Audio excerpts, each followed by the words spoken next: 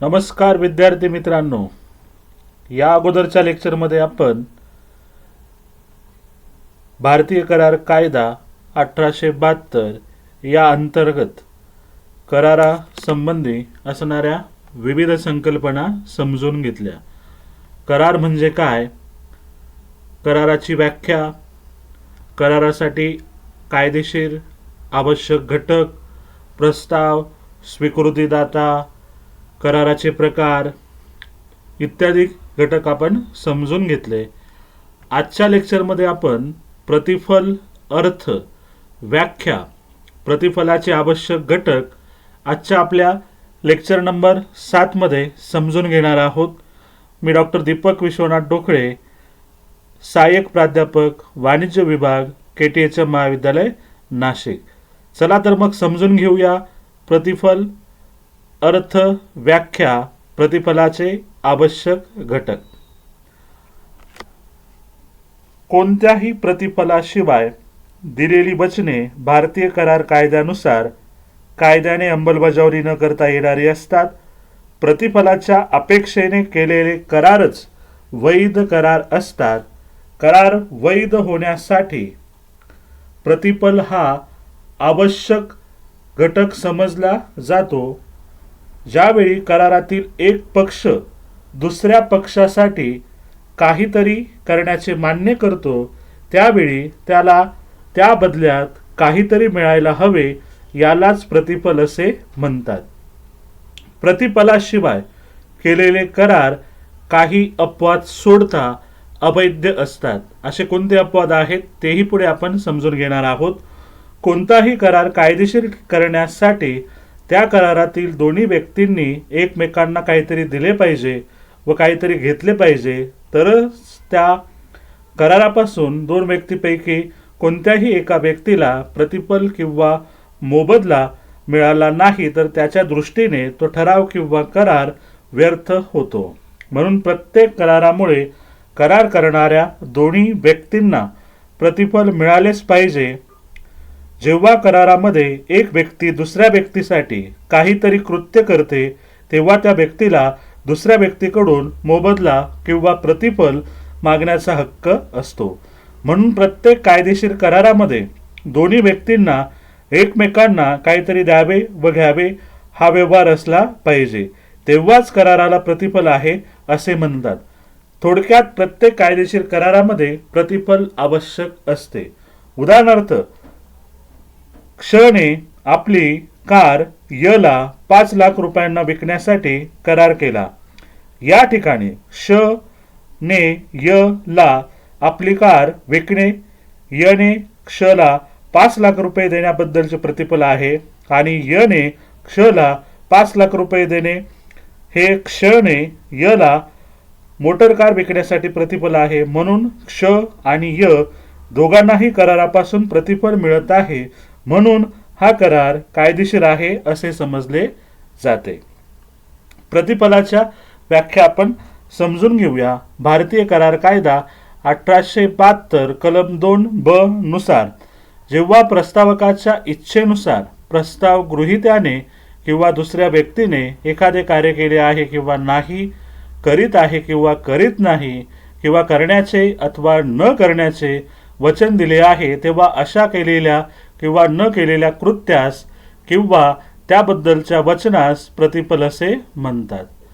तर भारतीय करार कायदा 1872 नुसार आपण जर इथे प्रतिफलाची व्याख्या बघितली तर प्रस्ताव गृहीत्याने दुसऱ्या व्यक्तीने एखादे कार्य केले किंवा नाही केले, करीत आहे किंवा करीत नाही, करण्याचे अथवा न करण्याचे वचन दिले आहे, किंवा केलेल्या किंवा न केलेल्या कृत्यास किंवा त्याबद्दलच्या वचनास प्रतिफल असं म्हटलं जातं. सर फ्रेडरिक पोलक यांच्याही व्याख्येचा जर आपण विचार केला तर आपल्याला लक्षात येईल, प्रतिफल म्हणजे कराराच्या एका व्यक्तीने दुसऱ्या व्यक्तीचे वचन विकत घेऊन दिलेली किंमत होय, किंवा विकत घेण्यासाठी दिलेली किंमत होय. म्हणजे एका व्यक्तीच्या वचनाची दुसऱ्या व्यक्तीने दिलेली किंमत म्हणजेच या ठिकाणी प्रतिफल होय असं सर फ्रेडरिक पोलक असं म्हणतात. म्हणजे करारात दोन पक्षकार असतात, कमीत कमी दोन पक्षकार असतात, त्या दोघांनाही करारातून जेव्हा मोबदला किंवा प्रतिफल मिळतं तेव्हाच त्या कराराला कायदेशीर करार असं म्हटलं जातं. प्रतिफल म्हणजे मोबदला प्रस्तावकाच्या वचनाची किंवा त्याने केलेल्या कार्याची वचन गृहीत्याने दिलेली किंमत म्हणजे प्रतिफल होय, असेही प्रतिफलाची व्याख्या आपल्याला करता येईल. करार करणाऱ्या दोन्ही व्यक्तींना कराराद्वारे जे काही मिळाले असेल त्याला प्रतिफल किंवा मोबदला असे म्हणतात. अशी प्रतिफलाची आपल्याला व्याख्या करता येईल. प्रतिफलासाठी कायदेशीर घटक किंवा आवश्यक असणारे घटक कोणकोणते असतात ते आपण समजून घेऊया. नंबर 1, प्रतिफल हे प्रस्तावकाच्या इच्छेनुसार दिले गेले पाहिजे. एखाद्या व्यक्तीने स्वेच्छेने किंवा प्रस्तावकाने कोणत्याही प्रकारची इच्छा व्यक्त न करता, प्रदर्शित न करता कृत्य केले तर ते कृत्य प्रतिफल ठरणार नाही व त्या कृत्याबद्दल त्या व्यक्तीला प्रस्तावकाकडून मोबदला मागता येणार नाही. उदाहरणार्थ, श चा मुलगा हरवला. य स्वेच्छेने त्याला शोधण्यास निघाला. मुलाचा तपास लावल्याबद्दल य ला कोणत्याही मोबदल्याची मागणी करता येणार नाही, कारण त्याने क्ष च्या विनंतीनुसार मुलाचा शोध लावलेला नाही. नंबर 2, प्रतिफलाचे कृत्य प्रस्ताव गृहीत्याने स्वतः किंवा त्याच्यातर्फे दुसऱ्या व्यक्तीने केले पाहिजे. सर्वसाधारण अशी प्रथा किंवा पद्धत आहे की जी व्यक्ती कृत्य करते त्याच व्यक्तीला दुसऱ्या व्यक्तीकडून मोबदला मागण्याचा अधिकार असतो. परंतु भारतीय करार कायद्यानुसार एका व्यक्तीने केलेल्या कृत्याबद्दल दुसऱ्या व्यक्तीला मोबदला मागता येतो. अर्थात अशा प्रसंगी आपल्या कृत्याचा फायदा दुसऱ्या व्यक्तीला मिळावा अशी कृत्य करणाऱ्या व्यक्तीची इच्छा असली पाहिजे. उदाहरणार्थ, एका अभियोगामध्ये क्ष या व्यक्तीने आपली मालमत्ता कायदेशीर कागदपत्राद्वारे र या आपल्या मुलीला दिली, परंतु अशी अट घातली की आपला बंधू य ला र ने दरवर्षी 1,00,000 रुपये रक्कम द्यावी. त्याचप्रमाणे र ने यशी लेखी करार करून य ला ती रक्कम देण्याचे मान्य केले. क्ष च्या मृत्यूनंतर र ने य ला रक्कम देण्याचे नाकारले. र चे असे म्हणणे होते की य ने मला मालमत्ता दिलेली नाही तर ती मालमत्ता क्ष ने दिलेली आहे, तेव्हा क्ष चा कृत्याचा फायदा य ला घेता येणार नाही. य ने र साठी कोणतेही कृत्य केलेले नाही, तेव्हा कोर्टाने असा निकाल दिला की क्ष ने केलेले कृत्य य च्या फायद्यासाठी केले आहे, म्हणून क्ष च्या कृत्याचा फायदा य ला घेता येईल, तेव्हा र ने य ला दरवर्षी 1,00,000 रुपये द्यावेत असा कोर्टाने हुकूम दिला. म्हणून भारतीय करार कायद्याप्रमाणे एका व्यक्तीच्या कृत्याचा फायदा दुसऱ्या व्यक्तीला घेता येतो. नंबर 3, प्रतिफल वर्तमानकालीन, भूतकालीन किंवा भविष्यकालीन असू शकते. प्रतिफलाचे कृत्य हे भूतकाळात, वर्तमान काळात करता येते आणि भविष्य काळात कृत्य करण्याचे वचन देता येते. उदाहरणार्थ, अ ने क्ष ला आपली सायकल 2,000 रुपयांना विकण्याचा करार केला आहे. क्ष ने करार होताच संपूर्ण रक्कम अ ला दिली. अ च्या दृष्टीने त्याला मिळालेली रक्कम म्हणजेच वर्तमान प्रतिफल होय. दुसरं उदाहरण आपण बघूया. क्ष ने य च्या मुलाला अपघातातून वाचविले, म्हणून य ने क्ष ला 10,000 रुपये देण्याचा करार केला. या ठिकाणी क्ष ने केलेले कृत्य हे य ने 10,000 रुपये देण्याचे वचन देण्याच्या पूर्वी केलेले आहे, म्हणून क्ष च्या कृत्यास भूतकालीन प्रतिफल असे म्हणतात. भविष्यकालीन प्रतिफलाचं उदाहरण आपण बघूया.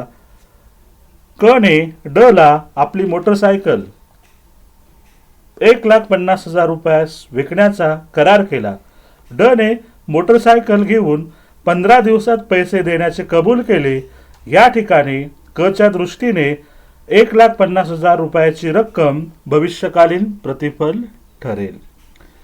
नंबर 4, प्रतिफलाचे कृत्य कायदेशीर असले पाहिजे. कोणत्याही कराराअंतर्गत प्रतिफल हे मिळालेच पाहिजे, परंतु बेकायदेशीर कृत्य किंवा अनैतिक अथवा गुन्ह्याचे कृत्य हे कायदेशीर प्रतिफल मानले जात नाही. उदाहरणार्थ, राम आणि श्याम यांच्यामध्ये असा करार झाला की श्यामने दिनेशला ठार मारावे, त्याबद्दल राम श्यामला 5 लाख रुपये देईल. मुळातच हा करार बेकायदेशीर आहे, कारण दिनेशचे कृत्य कायदेशीर नाही, म्हणजेच ब चे कृत्य कायदेशीर नाही. नंबर 5, प्रत्येक कराराकरिता वेगळे व स्वतंत्र प्रतिफल असले पाहिजे. दोन व्यक्तींनी आपापसामध्ये 2 किंवा त्यापेक्षा अधिक करार केले असतील तर प्रत्येक कराराकरिता वेगवेगळे प्रतिफल आवश्यक असते. 6, प्रतिफलाचे कृत्य व्यक्तीने आपल्या स्वखुशीने केले पाहिजे. प्रतिफलाचे कृत्य त्या संबंधित व्यक्तीने आपल्या स्वखुशीने केले असले पाहिजे. ते कृत्य करण्याची त्या व्यक्तीवर कायद्याने सक्ती केलेली नसावी.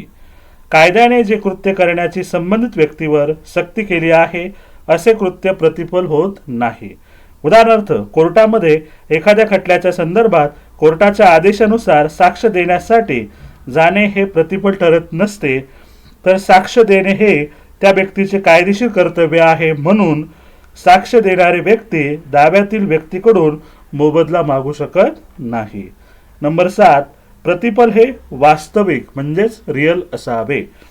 प्रतिफल हे वास्तविक असावे, ते काल्पनिक, अनिश्चित किंवा अनैतिक स्वरूपाचे अथवा सार्वजनिक धोरणाविरुद्ध नसावे. उदाहरणार्थ, श ने य ला 1 लाख रुपये खाजगी कामानिमित्त द्यावे असा करार झाला. त्याच्या बदल्यात य श ला भविष्यात एक सुंदर बंगला बांधून देईल. या ठिकाणी बंगला बांधून देणे हे अनिश्चित असल्यामुळे ते योग्य प्रतिफल ठरणार नाही. नंबर 8, प्रतिफल हे तुल्यबळ म्हणजेच समतोल असावे.